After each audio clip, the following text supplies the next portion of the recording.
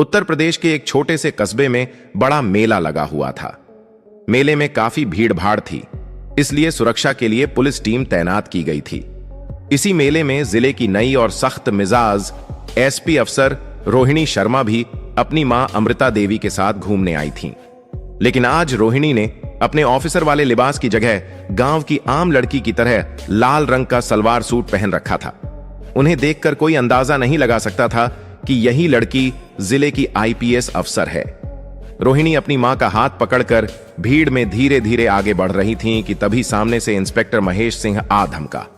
भीड़ काफी ज्यादा थी और अचानक महेश सिंह ने गुस्से में डंडा उठाकर रोहिणी की मां को मार दिया। फिर वह बिफरते हुए बोला, सड़क तेरे बाप की है क्या? इतनी भीड़ में घुस आई हो, दिखता नहीं? चलो पीछे हटो, वरना ऐसा मारूंगा कि चलने लायक नहीं बचोगी, समझी? ये कहते कहते इंस्पेक्टर ने एक और आम आदमी को डंडा जड़ दिया। बिना वजह वह लोगों पर हाथ उठा रहा था। यह सब देखकर रोहिणी का सब्र टूट गया।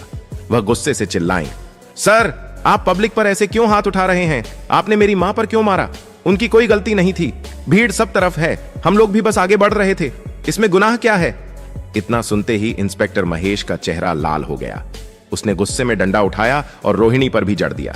फिर गुर्राते हुए बोला, बड़ी जुबान चल रही है तेरी, चुपचाप खड़ी रह, वरना इतना मारूंगा कि बोलना चलना सब भूल जाएगी। दिख नहीं रहा तू किससे बात कर रही है? मैं पुलिस इंस्पेक्टर हूं, ज्यादा नखरे मत दिखा, वरना डंडा फिर से पड़ेगा। रोहिणी की सांसें तेज हो रही थीं, दिल तेजी से धड़क रहा था।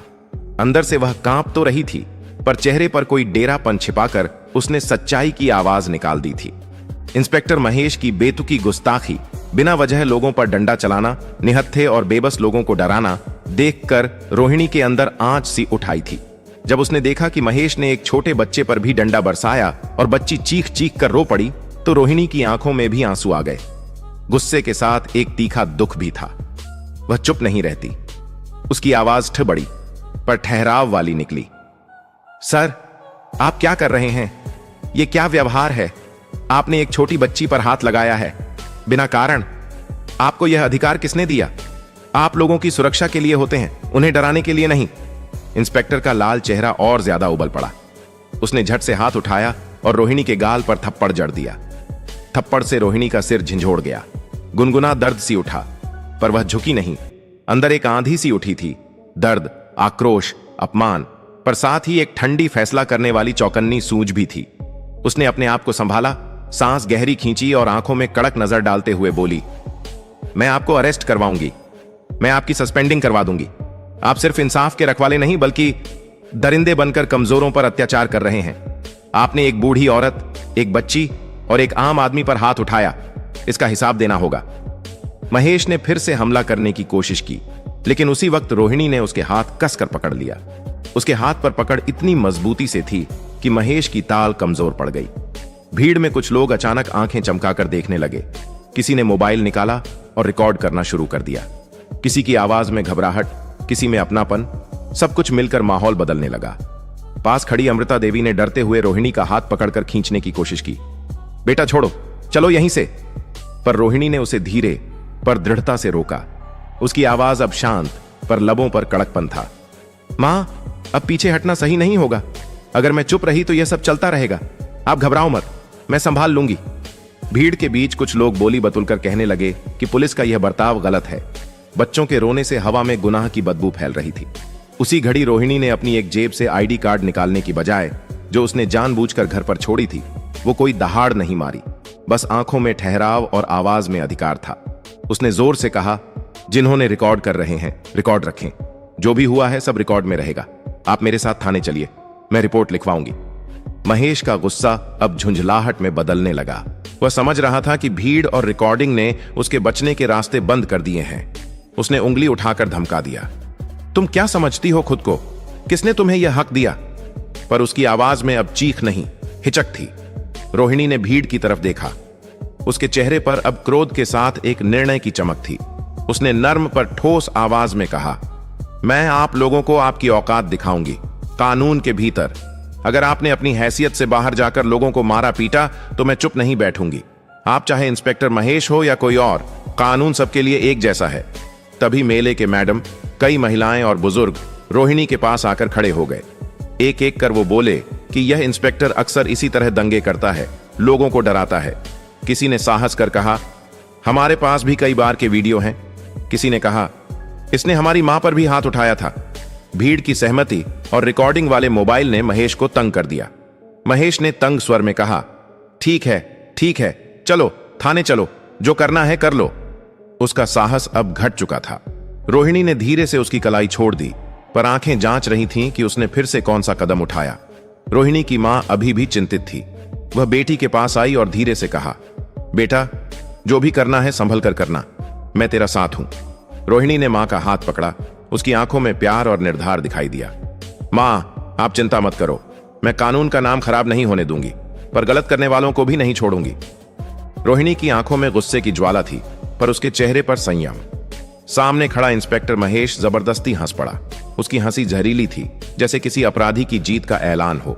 वह गुर्राते हुए बोला, थाने जाएगी तू? थाने तेरा बाप का है क्या? थाने का इंस्पेक्टर मैं हूं।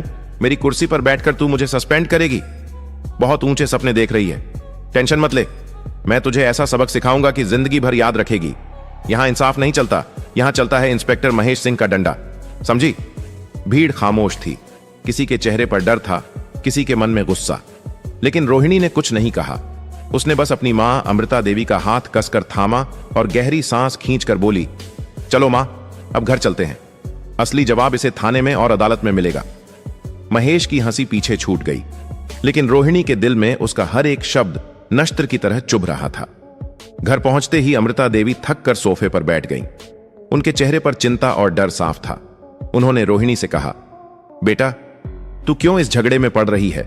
वह आदमी पागल है, वह तुझे नुकसान पहुंचा सकता है। रोहिणी ने मां का हाथ पकड़कर धीरे से कहा, मां, अगर मैं चुप रही तो यही लोग और ताकतवर हो जाएंगे, कानून को मजाक बना देंगे। मैं पुलिस अफसर हूं, मेरा फर्ज है कि ऐसे लोगों को रोकूं। अगर मैं ही डर जाऊंगी तो आम जनता किससे उम्मीद रखेगी? फिर उसने मां को आश्वासन दिया, आप चिंता मत कीजिए, अब यह मामला मेरी पकड़ से बाहर नहीं जाएगा। अगले ही दिन रोहिणी ऑफिस पहुंची। उसके चेहरे पर दृढ़ निश्चय था। उसने फौरन फोन उठाया और जिले के डीएम अजय प्रताप सिंह से संपर्क किया। फोन मिलते ही उसने पूरी घटना विस्तार से सुनाई। कैसे इंस्पेक्टर महेश ने भीड़ में बच्चों और बुजुर्गों पर डंडा चलाया, कैसे उसने खुद एसपी को थप्पड़ मारा और कैसे वह अपनी वर्दी और कुर्सी के अहंकार में जनता को सताता रहा। डीएम गुस्से से फट पड़ा। उसकी आवाज में रोष साफ झलक रहा था।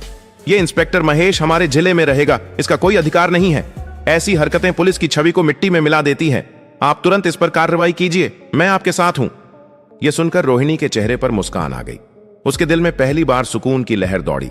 उसे लगा जैसे अब सच में न्याय का रास्ता आसान हो गया है। कुछ देर बाद रोहिणी डीएम अजय प्रताप सिंह के दफ्तर पहुंची। वहां दोनों आमने सामने बैठे। डीएम ने फाइल खोलकर कहा, रोहिणी जी, आपके पास सबूत है ना? गवाह, वीडियो क्लिप्स, जनता के बयान, सब जुटा लीजिए। कल सुबह हम इस मामले को कोर्ट तक ले जाएंगे। कोर्ट में ही इसका फैसला होगा।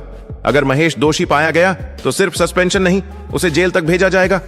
रोहिणी ने सिर हिलाया और आत्मविश्वास से बोली, जी सर, मेरे पास सबूत भी हैं और गवाह भी। पूरा मेला जानता है उसने क्या किया। डीएम ने गंभीर आवाज में कहा, तो तय रहा, कल सुबह कोर्ट हॉल में मिलते हैं। आप भी वहां रहेंगी ताकि पूरे जिले को पता चले कि कानून से ऊपर कोई नहीं। बैठक खत्म होने के बाद रोहिणी दफ्तर की खिड़की से बाहर देखने लगी। बाहर शहर की भीड़ भाड़ थी, पर उसके भीतर शांति का एहसास था। उसे लगा कि वह अपने कर्तव्य की असली राह पर है। उसने मन ही मन सोचा, अब यह इंस्पेक्टर अपनी ताकत का नाजायज इस्तेमाल नहीं कर पाएगा। उसने जो अपमान और जुल्म किया है, उसका हिसाब उसे देना होगा। और यह हिसाब सिर्फ मुझे नहीं, बल्कि कानून और जनता को देना होगा। अगले दिन कोर्ट का हॉल लोगों से भरा हुआ था। एक तरफ रोहिणी, उनकी मां अमृता देवी और डीएम साहब बैठे थे, तो दूसरी तरफ आरोपी इंस्पेक्टर खड़ा था। चारों ओर पब्लिक और मीडिया भी मौजूद थी। माहौल बिल्कुल तनावपूर्ण था। जज साहब की एंट्री होते ही पूरा हॉल खड़ा हो गया। उन्होंने गंभीर आवाज में कहा, ऑर्डर, ऑर्डर। इसके बाद केस की सुनवाई शुरू हुई। सबसे पहले सरकारी वकील खड़े हुए और बोले, माननीय जज साहब, यह इंस्पेक्टर अपनी ड्यूटी का गलत इस्तेमाल कर रहा था। उसने भीड़ को कंट्रोल करने की जगह निर्दोष लोगों को पीटा, यहां तक कि एक छोटी बच्ची पर डंडा चलाया। और जब रोहिणी जी ने इसका विरोध किया तो इसने उन पर भी हाथ उठाया। यह आचरण न केवल गैर कानूनी है, बल्कि मानवता के खिलाफ है। इसके बाद रोहिणी को गवाह के रूप में बुलाया गया। रोहिणी ने पूरी घटना विस्तार से बताते हुए कहा, जज साहब, यह इंस्पेक्टर खुद को कानून से ऊपर समझता है। जिस वर्दी से लोगों को सुरक्षा मिलनी चाहिए, उसी वर्दी का इस्तेमाल इसने डर और आतंक फैलाने के लिए किया। अगर ऐसे लोग पुलिस में रहेंगे तो आम जनता किस पर भरोसा करेगी? यह सुनकर कोर्ट में सन्नाटा छा गया। पब्लिक की आंखों में आंसू थे और कई लोग गुस्से में बड़बड़ा रहे थे। फिर बचाव पक्ष का वकील खड़ा हुआ। उसने कहा, जज साहब, इंस्पेक्टर ने यह सब भीड़ को संभालने के लिए किया। कभी कभी मजबूरी में पुलिस को सख्ती करनी पड़ती है। जज साहब ने गहरी नजरों से इंस्पेक्टर की तरफ देखा और सख्त लहजे में बोले, भीड़ को संभालने के नाम पर बच्चों और महिलाओं पर हाथ उठाना किसी भी कानून में जायज नहीं है। पुलिस का काम सुरक्षा देना है, आतंक फैलाना नहीं। कानून से ऊपर कोई नहीं है, न कोई आम आदमी और न ही पुलिस वर्दी वाला। सारी दलीलें सुनने के बाद जज साहब ने अपना फैसला सुनाया। यह कोर्ट आरोपी इंस्पेक्टर को दोषी मानते हुए तुरंत प्रभाव से सस्पेंड करता है। साथ ही जनता पर हुए अत्याचार और महिला पर हमला करने के अपराध में आरोपी को 6 साल की सख्त कैद की सजा सुनाई जाती है। यह आदेश तुरंत लागू किया जाएगा। इतना सुनते ही पूरा कोर्ट हॉल तालियों से गूंज उठा। रोहिणी की आंखों से खुशी के आंसू निकल पड़े। उनकी मां अमृता देवी ने बेटी का हाथ पकड़कर कहा, बेटा, तुमने सचमुच साबित कर दिया कि कानून से बड़ा कोई नहीं। डीएम साहब ने मुस्कुराते हुए कहा, रोहिणी जी, आपकी हिम्मत ने इस शहर को एक बड़ा सबक दिया है। अब हर पुलिस वाला जानेगा कि अगर वह गलत करेगा तो उसे भी अदालत में जवाब देना पड़ेगा। इंस्पेक्टर को पुलिस की हिरासत में ले जाया गया। जनता चैन की सांस लेने लगी। रोहिणी मन ही मन सोच रही थी, न्याय मिला है और अब कोई भी गरीब बच्चा या औरत इस तरह के अत्याचार का शिकार नहीं बनेगा। दोस्तों, अगर आपको यह वीडियो पसंद आया हो तो इसे लाइक जरूर करें और ज्यादा से ज्यादा लोगों तक शेयर करें। और हां, हमारे चैनल अशफाक वॉइस को सब्सक्राइब करना बिल्कुल मत भूलें, क्योंकि यहां आपको मिलती हैं सच्ची घटनाओं पर आधारित रोमांचक और दिलचस्प वीडियो।